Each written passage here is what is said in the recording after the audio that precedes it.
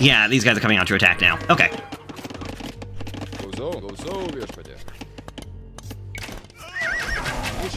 Alright, you guys march. You guys also march. Alright, you guys... I'm gonna have you march over that way. I'm a little worried about them, but we'll see what happens, see if they can make it. Cause, yeah, you can see right now Red's just being kind of annoying. Also, beware as these guys are playing as the Slavs, they do have a decent infantry ability that gives them, what's the word I'm looking for? They can deal damage to units surrounding them rather than just at them. So you do want to keep that in mind. That's why going for, say, hand cannons would be a great thing to have.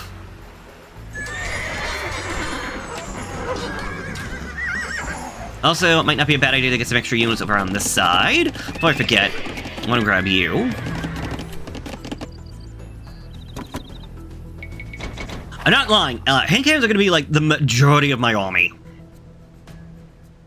Also, I looked at the Golden Horde, and honestly, I feel like they don't have all that much in the way of being threatening. Shoot.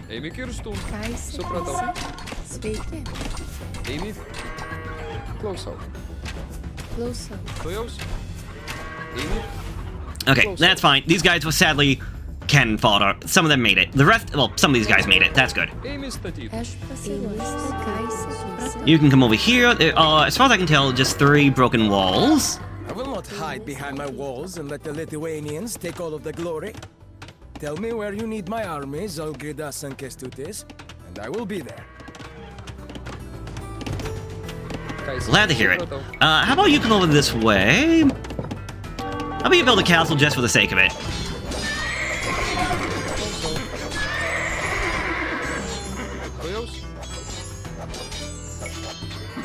I can't believe these guys survived.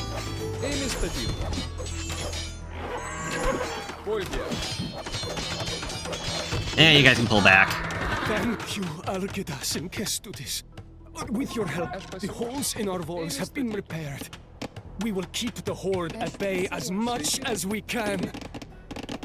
Yeah, I'm assuming they're doing a pretty good job at it, because I don't remember these guys ever really bothering me. And, I mean, the Golden Horde, all useful. Like, they're not useful. They are a good civilization. However, in this scenario... Wait, I think I might have got the wrong thing. I'm not so sure about. Considering when you know, like, what they got, they feel pretty hard counted just by... Well, counted by skirms, really. Especially the elite skirms. Sadly, at the end of the day, like, their big thing is cav archers, so you just get skirms to deal with that. But then you could be like, oh, if you're getting skirms, then the AI will, the opponent would do this, that, or the other thing. And it's like, yeah, but that's assuming that, like, you're fighting an actual human. A computer's not always going to do the smartest of decisions. Also, I would say it's time to stop building up our forces and actually start dealing with the threat. Considering I had enough freaking gold to get myself 45 crossbows cannons. And I still have resources to sell. I'm actually not doing so hot on the resource department, actually. Wow. Usually I'm doing a lot more, but I think it's because I went a little bit heavier on the Tatars have on the food. in front of our city. Chroniclers will tell of this battle for years. Yeah, so wow. I spent the resources on this castle. 1 was just so I can get conscription, and 2 was just to help these guys out. I really don't think the Golden Horde is going to be an issue. I mean, yes, maybe the cav archers might be a bit of an issue for their boyar not having as much pierce resistance as they do physical resistance, but like, I don't know, they'll be fine.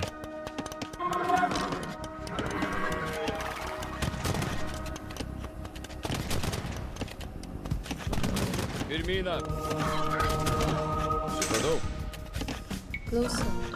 Alright, great job, you lot. Yeah, it's swamp tiles that'll keep throwing me off. Caixa, pisa. Inestatuto. Yeah, I'm not really worried about Tower Shield for the Pike and Skirms. I guess I could go for Hoardings, but I'm really, again, I'm not worried about them.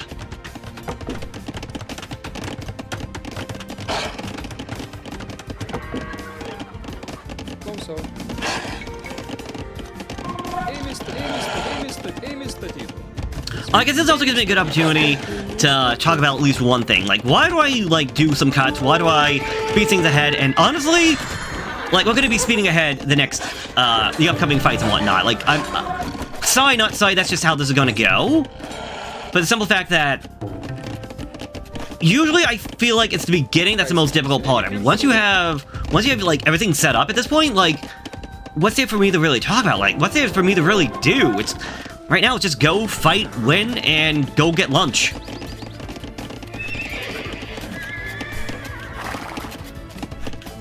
So, like, yeah, now I'm just waiting to get my inventory. My military built. Alright, I've waited a little bit longer than probably necessary, but I'm just gonna start marching down to actually start dealing with these guys. Because, honestly, this should not take long. I mean, it might take a little bit of time, and, like, honestly, your best bet's probably attacking at one side, and then marching over to deal with the other side, but...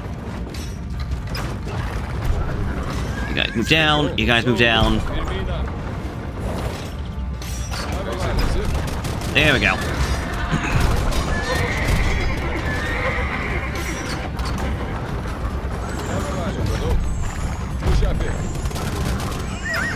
Not gonna lie, hand cannons, fantastic? No. Good in the right situations? Abso-freaking-lutely. Then again, you can say that about pretty much any civilization or any unit when you break everything down. And that truly is a good thing.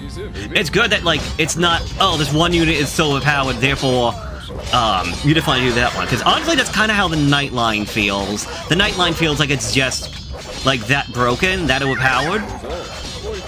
That nothing else feels like it matters. Or at least doesn't matter as much.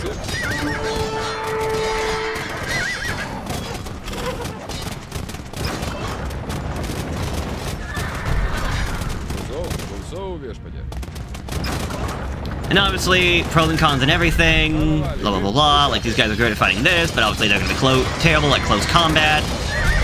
They don't have the most amount of health. A little bit of a glass cannon, but when they get stuff done, they get stuff done.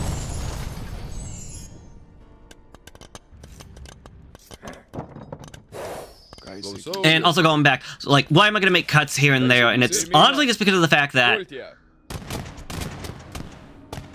Well, now I'm just waiting for stuff to happen. For lack of a better word. Yeah, wow, these guys suck. Oh well.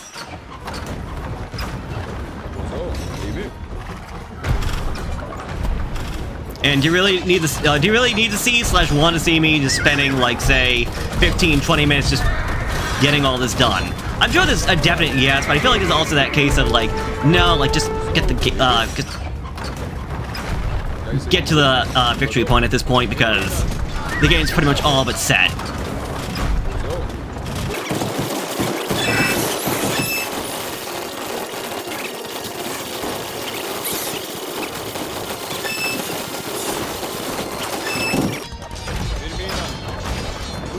One Muscovite food storehouse to the ground. 5 more are left.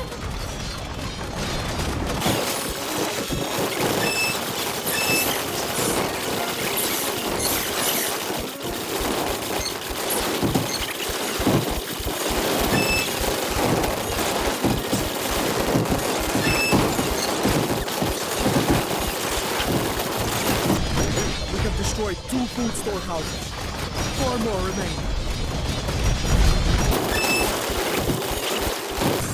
By the way, so we're told by one guy who wanted his help to send a plan on the map. First we're going to go to that. Essentially, thank you. Essentially it would be this one over here, signal allies. So I can just look at the map and tell them that's where I want to go. My soldiers are already on their way.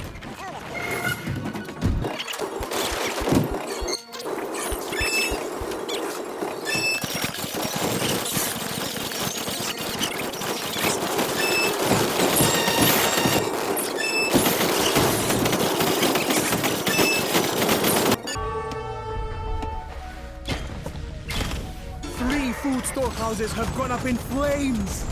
We are halfway to our goal.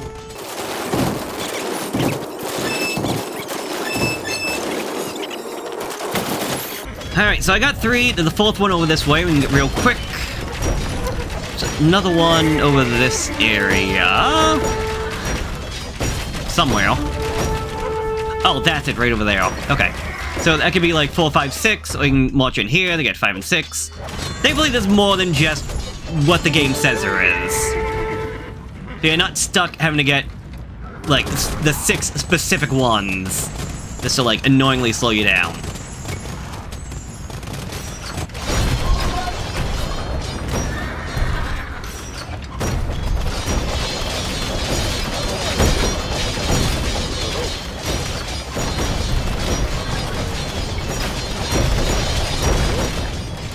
That should be 4. Houses lie in ruins. Soon, the Muscovites will no longer be able to obtain the supplies to keep up their defense. So yeah, that's essentially why we're getting rid of their food stockpiles. Without their food stockpiles, well, an army does march on its stomach, so yeah.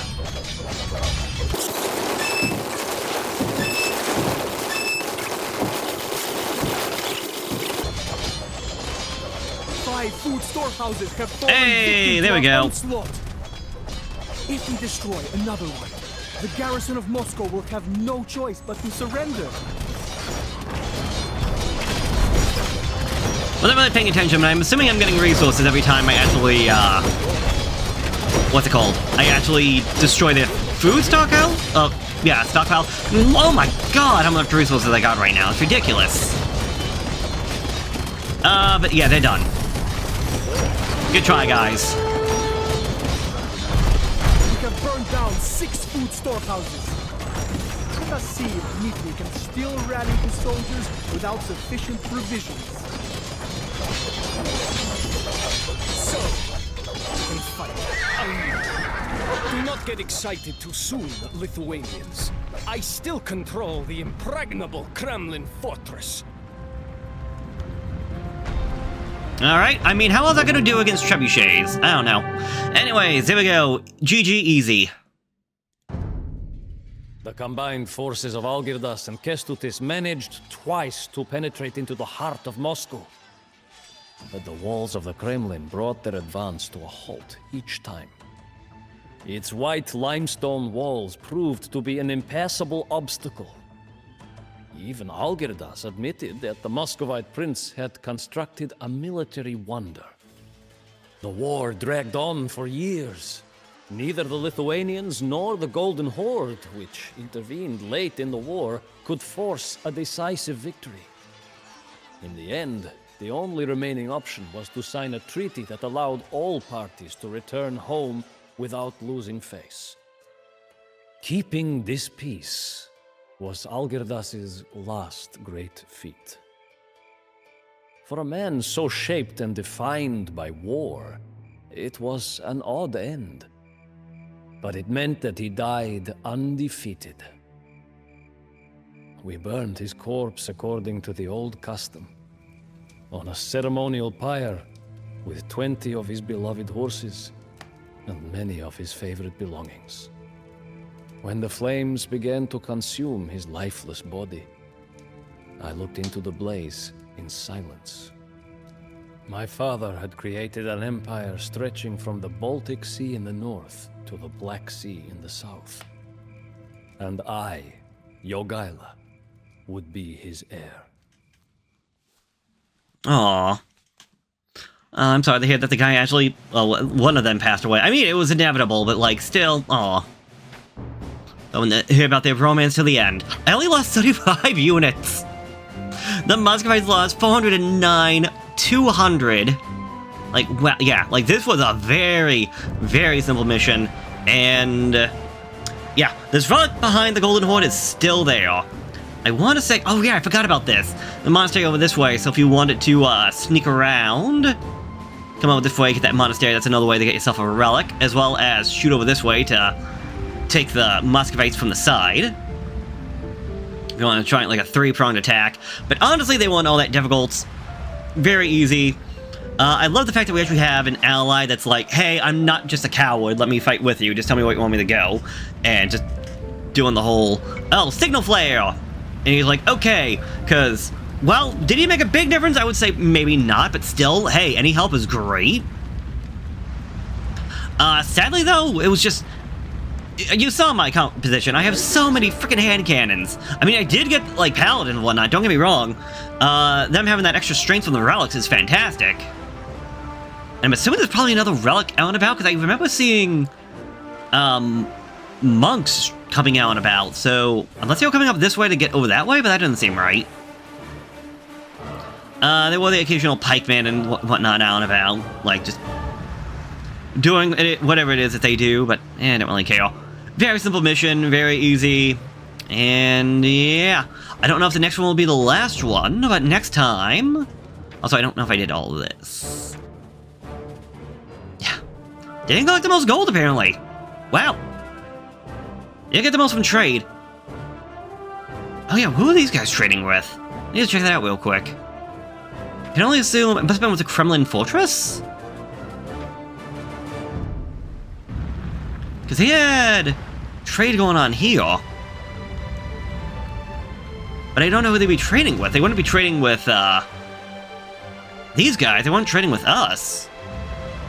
I swear they were trading down here, so maybe these guys had a dock? I have no idea. I know I saw a trade ship, though. Or trade cog. But I guess we also could have fishing for food early on, but I got so much freaking wood and so much freaking food. I thought I'd have a lot more gold with 3 relics and 10 trade cards, who I didn't have to check to see how much gold they were getting me. 58. Okay, not bad, not terrible. But yeah, as I was saying, next time will be... Don't know if it's the end or not, but it will be in the Shadows of the Throne, so I'll see you there.